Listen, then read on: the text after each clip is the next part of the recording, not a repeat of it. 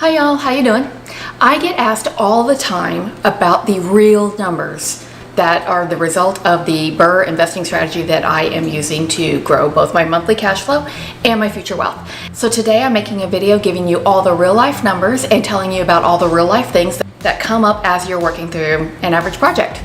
But I'm tired of filming up in my filming room. If you have seen any of my videos before, you have probably heard me talk about how investing in real estate has allowed me to live the life I want to live and not the life I thought I had to live. And today, living the life I want to live has me making blueberry muffins because that's the food I want to eat. So I thought we would talk about this project and go through all the details, all the numbers down to the nitty-gritty while I make some blueberry muffins. So the strategy that I use is called the BRRRR strategy, and it stands for buy, rehab, rent, refi, and repeat. And it's a common strategy. I think Bigger Pockets is the one that gave it the BRRRR name. It's been called a bunch of different names, a bunch of different things, and a lot of people have used this strategy in one way or another over time to grow their real estate portfolios. So there really is no right or wrong way. The great thing about investing in real estate is that you can do it any way you want. And for me, that was something that I found very, very appealing. So the project that I'm going to share all the details with you on today is a project that I did just about 6 months ago. So this deal was brought to me by a real estate agent that I had met at a couple of different functions over the past few months before he brought me this deal. It was actually listed on the MLS. It was listed for the second time. The owner of the house had tried to sell the house once before, and she couldn't get out of it because the house just wasn't worth what she needed to get out of it. So she decided to live in it for a little bit longer and get her mortgage paid down a little bit more so that she could sell the house for what the market value was and actually get out of her mortgage. But even at that number, it was still listed too high to work for me. So when I first looked at this deal, the first thing I always consider is the location. I still self-manage my properties. And so it's important to me that I am not sitting in traffic to manage those properties. So this house was located within my management radius. So once I verified that the house was located in a location that works for me, it was time for me to run the numbers and make sure the numbers worked for me. The house was listed on the MLS for $85,000. And so the agent gave me a call and he said, "Hey, Lori, I think this one might work for you. You want to come check it out?" So I ran the numbers and I knew that to make it work, I was going to have to get the house at about $80,000, ideally less, but I could not go over $80,000. I knew my rehab was going to have to be done for about $35,000. I could not go over. And I expected my ARV, after all the rehab said and done, to come in right about $130,000. So a quick run of my numbers meant that, yeah, this house would ideally, on paper at least, work for me. So I got in the car to go check it out. Now, when I got there were lots of people looking at the house. Lots of people looking at the house. There were other investors. There were some flippers. There were a couple of families were there looking at the house, because to have a house listed at this low of a price point in our area is not really common. And so it did pull a lot of interest online. So when I got there, I started looking at the house and I started walking around it and checking it out, and I'll show you all of that here. Now, what you don't see in the video is that I could tell by walking through the house that it needed considerable foundation work. But I knew it was a pier and beam house. And what that means is that, yes, it needs foundation work, but that foundation work is going to be much less expensive than it would be if it were on a slab. So I knew it was going to need foundation work. I knew it needed a roof. I knew the floor plan really needed some tweaking.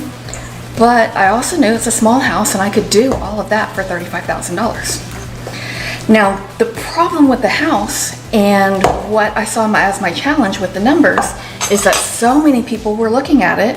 I did not want to get into a bidding situation. I did a pricing, whatever. I didn't want to get into a bidding war. So in thinking it through, I understood that flippers were not really going to be interested in this house. Even though there were a few there that are really active in my market, I knew that flippers were not going to be interested in this house because they weren't going to be able to get it low enough in order to make the profit you need to make on a flip. With a flip, you only get paid one time. You only make money when you sell that house. There's no other way for a flipper to make money on the house. So I knew they weren't going to be able to get it low enough for that to make sense. So I kind of thought in my head, okay, I'm eliminating that competition. I'm eliminating that flipper competition.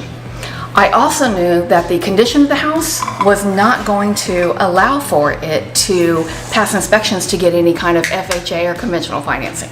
So with the house being in rough shape and knowing it's not going to pass that inspection, I knew that eliminated people who were not cash flush, who were not able to buy the house in cash, and that they would have to get a conventional mortgage, traditional mortgage on the house. So that eliminated most families that were there shopping for the house. So at that point, I had figured out my competition really was limited to other investors. And I know the other investors in my area, they're smart, they're really good. And they understand when they walk this house, just like I did, that it needed a lot of work, that the floor plan needed work, that the roof needed to be replaced, that the foundation needed work. So I suspected that they were going to come in with some really low offers in order to accommodate for all this work they were going to have to do to the house. And there's nothing wrong with that. In a lot of circumstances, that's exactly what I would do. But because I felt like this house had so much potential, I decided to take a different route. What I did is I made an $80,000 offer on the house, knowing that I would not pay $80,000 for the house. I wrote the offer with an inspection contingency.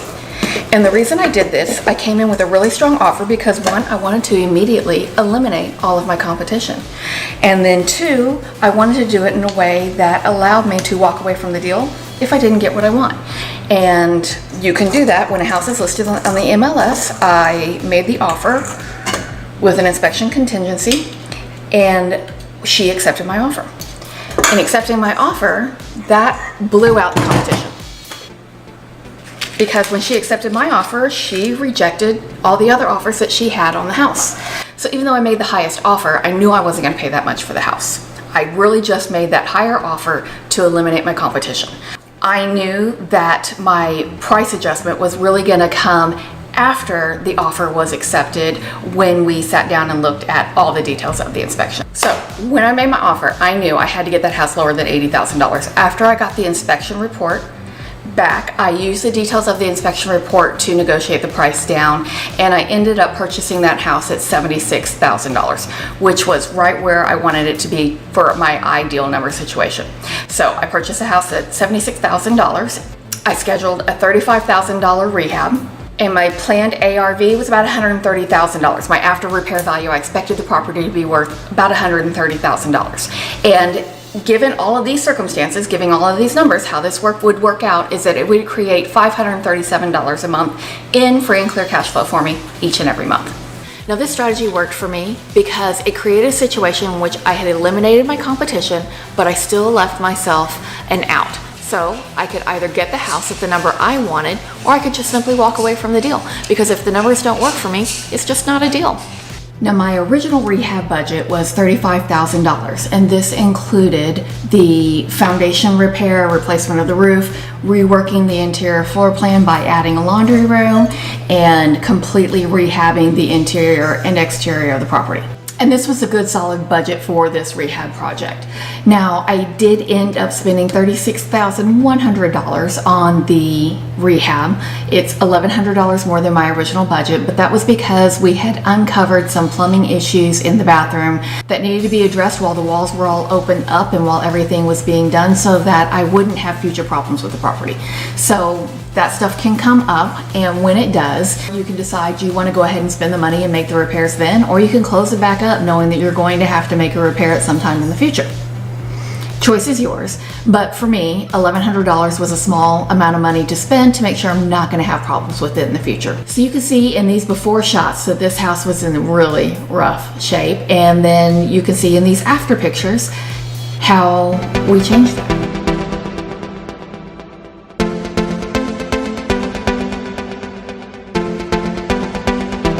So I bought the house, I had rehabbed the house, and now I was ready to rent the house. So I listed it for rent at $1,350 per month. And wintertime is a tough time of the year in my area to try to be renting a house. I did eventually get the house rented, and it did actually rent for $13.50 a month. So now at this point I was ready to move on to the cash out refi of the property. My appraisal actually came in much higher than I expected. I was thinking it was going to come in about 130. I was hoping for 135, but I got 146.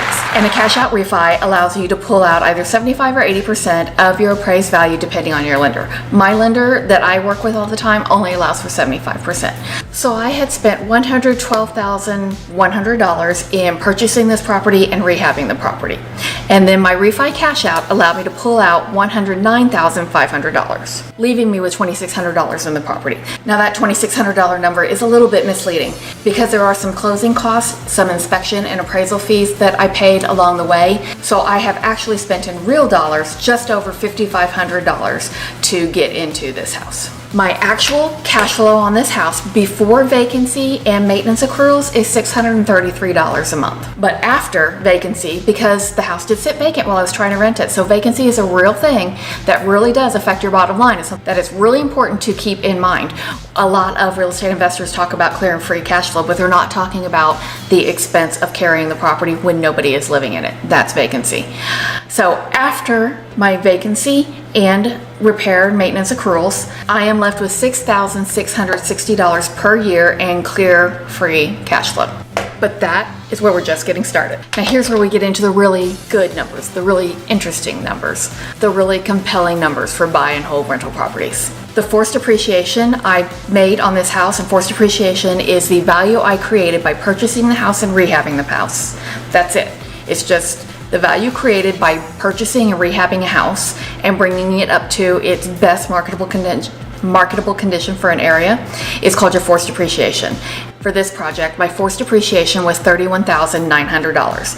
The house was worth $31,900 more than I paid for it plus the rehab and fees just by buying the house and rehabbing it. But it gets way better than that. I plan to own this property for about 5 years, and using the historical real estate appreciation depreciation data over the last 40 years for this area, I can expect this house to be worth about $178,000 in 5 years. And that is another $63,900 in appreciation over a 5-year period. So my total cash flow, free and clear, over a 5-year period is $33,300. My total appreciation, the forced appreciation, and the long-term 5-year appreciation is $95,800. My equity pay down over the 5-year period that my tenants are paying down the mortgage on my house is $10,781. So my total of appreciation plus cash flow plus principal pay down paid by my tenants over a 5-year period comes to just over $139,000 in 5 years. Now imagine if you had 10 of these properties. So if you did this exact same project 10 times over 5 years, you would have just under $1.4 million that you don't have today. And that is exactly why somebody like me, just an average person who wants to leave the life they thought they had to live behind, can do so well with buy and hold real estate. So at this point in exercising the BRRRR strategy in my portfolio, I am at the repeat step. I bought, I rehabbed, I rented, I refied, and now I'm ready to repeat. So I am super happy with where I'm at today, completely satisfied. I'm not out there trying to own the whole world, but you know, if a good deal comes my way, then a good deal comes my way and I will absolutely act on it. But for today, I'm getting back to living the life I want to live and not the life I thought I had to live. And that life that I want to live has me eating these blueberry muffins. So good. Thanks so much for your time. I appreciate you hanging out with me for a few minutes. I'll be waiting for you in this video right over here. If you have a few minutes more, click on that and let's hang out over there. Until I see you over there, bye y'all. Thanks so much for your time and thanks for hanging out. Thanks so much for your time. Thanks so much for hanging out with me. Get it right.